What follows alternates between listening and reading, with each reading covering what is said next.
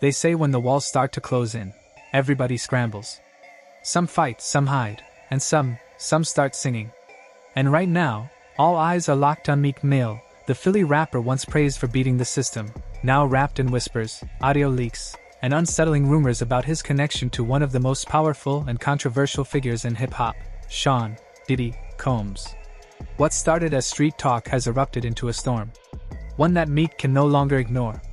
The internet streets are talking loud, and what they're saying, that Meek Mill wasn't just standing next to Diddy for the vibes. Allegedly, he was deep in it, emotionally, physically, financially. Word on the street is that Meek Mill was one of Diddy's so-called sugar babies, a term that's been making its rounds more and more as people dig deeper into Diddy's inner circle. According to insiders, Meek wasn't just kicking it for free. He was supposedly raking in over $100,000 per session. Not show money, not features, but straight-up personal time, hush-hush meetings and closed-door rendezvous, allegedly exchanged for silence and support. Now rewind just a few months ago. Meek Mill was outside, active on social media, loud with his denials, claiming he had no ties to Diddy beyond industry business. He was vocal, dismissing every post, every photo, every suspicious clip as nothing but slander and Photoshop. He played it like the streets were trying to bring him down with lies, using AI and fake bots to ruin his reputation. But something changed. Behind the scenes, sources started whispering that Meek is finally cracking. That he's starting to realize Diddy's reign is crumbling and wants to separate himself before the fire hits him too. Especially now, with a trial looming and federal investigations piling up like bricks in a cell wall, Meek seems to be slowly flipping the narrative. He's painting himself less like a co-conspirator and more like a victim who was caught up in something far bigger than he understood. Allegedly, he's trying to maneuver the situation, strategize, shift the spotlight away from him. It's giving abandoned ship energy. The kind of move someone makes when they know the ship is going down fast, and they're trying to float before drowning in the fallout. But the problem? The internet never forgets. To understand how we got here, we have to go back. Back to a moment that flipped the narrative upside down. A leaked audio clip that allegedly captured Meek Mill and Diddy in a compromising, intimate situation. The moment that sets everything ablaze. This clip didn't drop out of nowhere. It surfaced suddenly, like a ghost file buried deep until someone decided to push upload.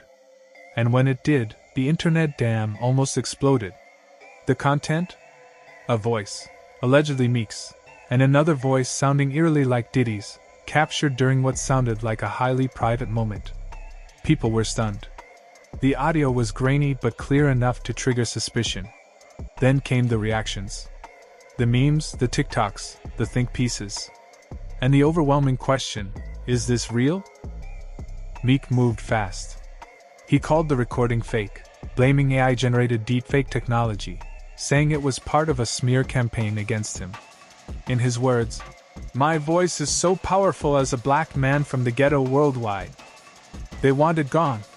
He framed it as an attack on his influence, not just his image. But even with all his statements, something felt off. Because if it really was fake, why was Meek reacting with such intensity?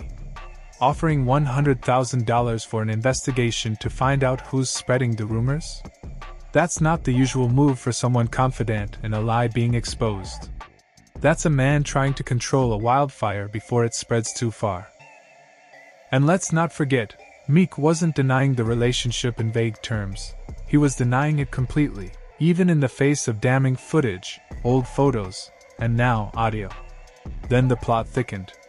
A wild twist entered the scene when Jaguar Wright, the former neo-soul singer turned industry whistleblower, dropped a bombshell. She didn't blame a disgruntled employee or an anonymous hacker. She pointed the finger directly at Nicki Minaj, Meek's ex. According to Jaguar, Nicki was the one who recorded the intimate audio at what she called a freak-off party in Calabasas. Her claim? Nicki had been sitting on this clip for years, biding her time until the perfect moment to drop it. And once Diddy's legal troubles began hitting the headlines, She allegedly saw her window and released it without hesitation.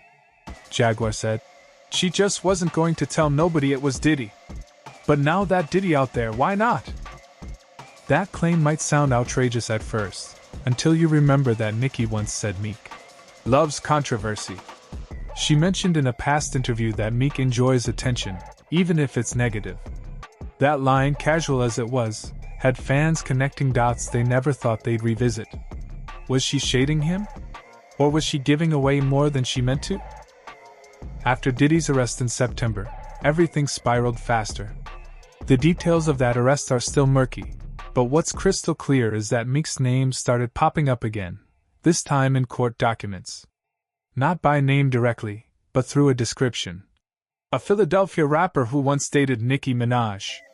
That's a pretty short list, and there's only one name that fits. And then, like clockwork, old footage resurfaced. In one particularly eyebrow-raising video, Diddy is seen calling Meek Daddy during a light conversation, with a tone most wouldn't expect from two grown men in the rap industry. The internet had a field day. Memes flew. Debates raged. And Meek? He jumped online again, claiming people were playing with his name.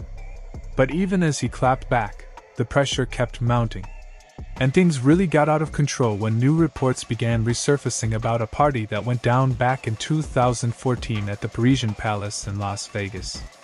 A birthday party supposedly thrown by Diddy in honor of Meek Mill. But this wasn't your average cake and balloons bash. According to the property manager at the time, Jason Haight, the aftermath was chaos.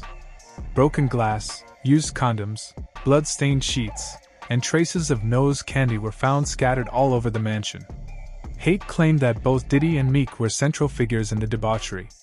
The details were nasty, but more importantly, they added another layer of evidence to a growing pile of suspicions. And guess what? Even after all that, Meek still jumped online and defended Diddy, tweeting out hopes that his mentor would be found innocent. But when the backlash came in waves, he deleted the tweet without a trace. Damage control at its finest. People started asking real questions. Why defend Diddy so fiercely if you had nothing to do with him? Why delete your tweet if you were confident in your stance? More and more, it looked like Meek was walking a tightrope, one foot on denial, the other on self-preservation. And then came the most chilling claim yet. That Meek wasn't just a friend or mentee. According to industry whispers, he was allegedly pressured, strong-armed into these situations by Diddy himself. The claim? Diddy allegedly used his power and influence over the industry to control rising stars. And if you wanted a taste of the spotlight, you had to play the game his way. That's when things started to align with what producer Lil Rod alleged in his lawsuit. He claimed that Diddy operated with a quid pro quo mindset. Offer loyalty and favors, get fame and money in return. Denied? Get blackballed. And honestly, the timing lines up. Meek's career took flight shortly after his rumored closeness to Diddy. Same with French Montana, who also got caught up in similar rumors when Diddy went all out celebrating his birthday, another over-the-top bash with similar undertones. At the end of the day, all of this is still unconfirmed. Just allegations, rumors, clips, and context. But it's getting harder to look away. Harder to ignore the consistency in the whispers. Harder to believe that this is all just coincidence. Meek Mill might be the next domino to fall in this unraveling empire. Whether he's guilty of anything or just another pawn in a dark game, one thing is certain: he's not walking away from this untouched. The truth will surface, one way or another. And when it does, it might just change everything we thought we knew about the price of fame.